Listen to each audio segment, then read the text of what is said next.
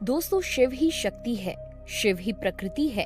जीवन का आदि और अंत सब इन्हीं की कृपा से संभव है। पर बहुत कम व्यक्ति ही भगवान शिव के वास्तविक स्वरूप को जानते हैं। साथ ही उनके प्रतीक के रूप में पूजे जाने वाले शिवलिंग के सही अर्थ को जानते हैं। आखिर क्या है शिवलिंग की उत्पत्ति का रहस्य? शिवलिंग का आकार क्या प्रदर्शित करता है? क्या है शिवलिंग का सही अर्थ? आइए जानते हैं इस वीडियो में शिवलिंग से जुड़े इन सभी रहस्यों के बारे में। दोस्तों, देश हो या विदेश, हर जगह शिव भगवान को बहुत माना जाता है और प्राचीन समय से ही सभी व्यक्ति शिवलिंग को पूजते आए हैं। पर बहुत से ऐसे मिथ्या या भ्रम हैं जो कि शिवलिंग के बारे में गलत फैलाए गए हैं। यहाँ तक कि बहुत से हिंदुओं को भी शिवलिंग के सही रूप तथा सही अर्थ के बारे में जानकारी नहीं है। शिव का सही अर्थ क्या होता है?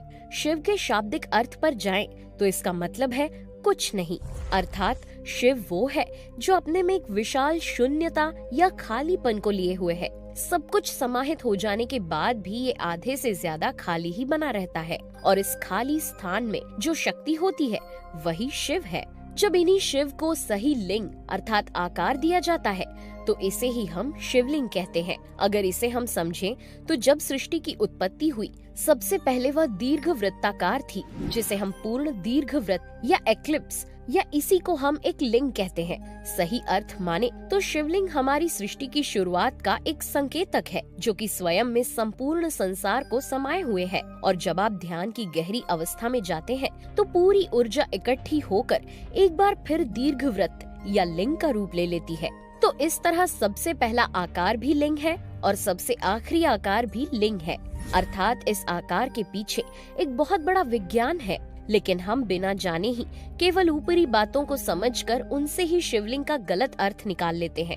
अगर वैज्ञानिक दृष्टि से शिवलिंग को समझे तो हमारी पूरी सृष्टि का निर्माण अणुओं से हुआ है। इन अणुओं में न्यूट्रॉन, प्रोटॉन और इलेक्ट्रॉन होते हैं, जिसमें न्यूट्रॉन व प्रोटॉन आपस में जुड़े हुए व स्थिर होते हैं तथा इलेक्ट्रॉन इसके चारों ओर घूमते हैं। ठीक इसी तरह हमारा ब्रह्मांड है, जिसमें जब भी कहीं विस्फोट होता है तो उससे जो असीम ऊर्जा निकलती है वो वृत्ताकार चारों ओर फैलती जाती है, साथ ही ऊपर व नीचे की ओर अंडाकार आकार बनाती जाती है। अब आप समझ ही गए होंगे कि ये रूप बिल्कुल शिवलिंग के रूप जैसा ही है, अर्थात शिवलिंग ही संपूर्ण ब्रह्मांड के स्वरूप को दर्शाता है। ब्रह्मांड में केवल दो ही चीजें हैं, वो है पदार्थ व ऊर्जा।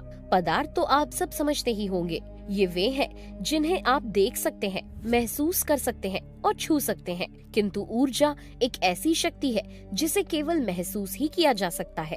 पदार्थ और ऊर्जा दोनों ही एक दूसरे के पूरक हैं। अगर इनमें से कोई एक भी ना हो तो सृष्टि का निर्माण संभव नहीं है। दोस्तों, जब इनका मेल होता है तभी जीवन की उत्पत्ति होती है। और जैसे आपका शरीर एक पदार्थ है और उसमें जो आत्मा है वो ऊर्जा का ही एक रूप है, शरीर और आत्मा के मेल से ही जीव का निर्माण होता है। शिवलिंग भी हमारे जीवन को दर्शाता है, जो कि पदार्थ व ऊर्जा के मेल का प्रतिनिधित्व करता है। इसलिए इसे गॉड ऑफ एनर्जी भी कहते हैं। जिस प्रकार हम ऊर्जा को खत्म नहीं कर सकते और न ही देख सकते हैं, लेकिन उससे विभाजित होकर नए नए शक्तियों का निर्माण होता रहता है, उसी तरह शिव भी सभी जगह है तथा अदृश्य शक्ति के रूप में विभाजित होकर नई नई संरचनाएं बनाते हैं। इस प्रकार शिवलिंग संपूर्ण सृष्टि चक्र को भी प्रदर्शित करता है।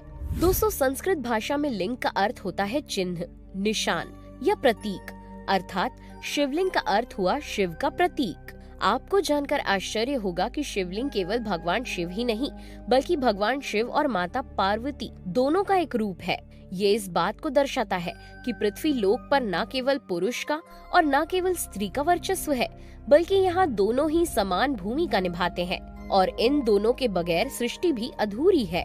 इससे हमें शिक्षा मिलती है कि पुरुष और स्त्री दोनों का आदर समान रूप से करना चाहिए। आध्यात्मिक रूप से माने तो शिवलिंग में ऊर्जाओं के भी कुछ चक्र होते हैं जो कि हमारे शरीर की ऊर्जा को नियंत्रित करने का कार्य करते हैं। आपको बता दें कि हमारे शरीर में कुल 114 चक्र होते हैं जो कि हमारे शरीर के विभिन्न स्थानों में उपस्थित तो होते हैं, पर कुछ ही चक्र उनमें से सक्रिय अवस्था में पाए जाते हैं और शिवलिंग उन चक्रों में से हमारे जीवन के 7 चक्रों को प्रदर्शित करता है जो कि जीवन के 7 आयामों को दर्शाते हैं और इन्हें आप भारत में स्थापित अलग अलग ज्योतिर्लिंगों में देख ही सकते हैं। भारत में अलग अलग जगह स्थापित 12 ज्योतिर्लिंग अलग अलग आध्यात्म चक्र को प्रदर्शित करते हैं। उज्जैन का महाकाल मंदिर तो इसका सबसे बड़ा उदाहरण है, जहां पहुंचने बस से आप एक अलग ही शक्ति का अनुभव करते हैं। जब हमारा पंचेंद्रियों यानी स्पर्श, स्वाद, सुगंध, सुनना और देखना पर नियंत्रण स्थापित होता है, तो उससे जो एक आभा मंडल या आकृति बनती है, तो वो भी बहुत कुछ शिवलिंग के स्वरूप के जैसी होती है। दोस्तों, अब तो आप समझ ही गए होंगे, न केवल पौराणिक बल्कि वैज्ञानिक, आध्यात्मिक और अन्य दृष्टियों से भी शिवलिंग संपूर्ण संसार को प्रदर्शित करता है, अर्थात पूरी ऊर्जा का केंद्र है। इन सभी बातों के बाद अब हम आपको शिवलिंग की उत्पत्ति के बारे में बताते हैं। दरअसल स्कंद पुराण के अनुसार एक बार भगवान ब्रह्मा और विष्णु जी के बीच विवाद हो गया। दोनों ही अपनी शक्तियों को श्रेष्ठ समझ रहे थे, जिस कारण ये विवाद रुकने का नाम ही नहीं ले रहा था। तभी आकाश से एक आवाज सुनाई दी, जिसमें कहा गया कि एक खास काला पत्थर है, जिसकी ऊंचाई या गहराई का जो भी अंदाजा लगाएगा, वो ही सबसे बड़ा या श्रेष्ठ सिद्ध होगा। इतना सुनते ही भगवान विष्णु नीचे अर्थात गहराई की ओर चलने लगे, क्योंकि उन्हें पता होता है कि हर वस्तु की एक जड़ तो जरूर होती है, इसलिए वो नीचे की ओर चलते गए। उधर भगवान ब्रह्मा भी ऊपरी छोर को ढूंढने के लिए ऊपर की ओर बढ़ते जाते हैं, और उन दोनों के बहुत कोशिश करने पर भी ना तो वो ऊपर का छोर ढूंढ पाते हैं और ना ही निचला। फिर जब विष्णु जी और ब्रह्मा जी हताश हो चुके होते हैं, तो एक और आकाशवाणी होती है, आप दोनों में कोई भी इस पत्थर की सीमाओं को नहीं ढूंढ पाया, अर्थात आप दोनों इस कार्य में असमर्थ हैं, जिससे पता चलता है कि आप में से कोई भी सर्वशक्तिमान नहीं है।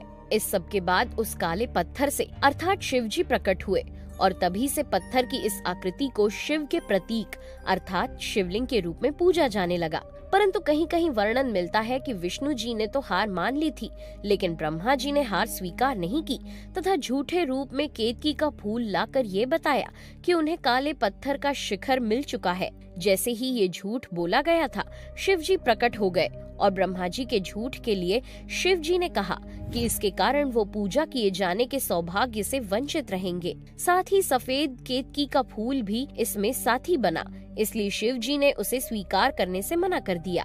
एक अन्य मान्यता के अनुसार समुद्र मंथन के समय जो हलाहल विष निकला था, उसे समाप्त करने के लिए शिव जी ने सारा विष अपने कंठ में रख लिया, जिस कारण उनका कंठ नीला हो गया था। इतना भयंकर विष पीने के कारण शिव जी के शरीर का ताप बहुत अधिक हो गया, और इस ताप को कम करने के लिए शिवलिंग पर जल चढ़ाने की परंपरा प्रारंभ हुई थी, जो आज भी चली आ रही है। दोस्तों, शिव जी का कंठ नीला हो जाने के कारण उन्हें एक और नाम से जाना जाने लगा। क्या आपको वो नाम पता है? कमेंट करके जरूर बताएं। दोस्तों, आपको बता दें, पाषाण अर्थात पत्थर के शिवलिंग तो हर जगह देखने को मिल जाएंगे, परंतु कुछ ऐसे शिवलिंग भी हैं जो प्राकृतिक तरीके से बने हैं। इन्हें हम स्वयं निर्मित या स्वयंभू लिंग भी कहते हैं। तो आप समझ ही गए होंगे कि हम कहाँ की बात कर रहे हैं। जी हाँ, अमरनाथ की गुफा, जिसके अंदर हर साल बर्फ का एक शिवलिंग बनता है, जिसमें गुफा के ऊपरी हिस्से से पानी की छोटी छोटी बूंदें गिर रही होती हैं, जो नीचे गिरते ही बर्फ बन जाती हैं। इनके अलावा आपको कुछ लिंग लकड़ी या धातु के भी मिल जाएंगे, जिन्हें एक चेहरे की आकृति भी दी जाती है, जिस पर भगवान शिव की पूरी छवि तराशी हुई होती है। इन्हें हम मुख लिंग कहते हैं। तो ये थी शिवलिंग के बारे में कुछ जानकारी। अगर आप शिव भक्त हैं तो कमेंट में जय महादेव जरूर लिखिएगा, और हाँ, जाते जाते वीडियो को लाइक और चैनल को सब्सक्राइब जरूर कर देना। Thanks for watching.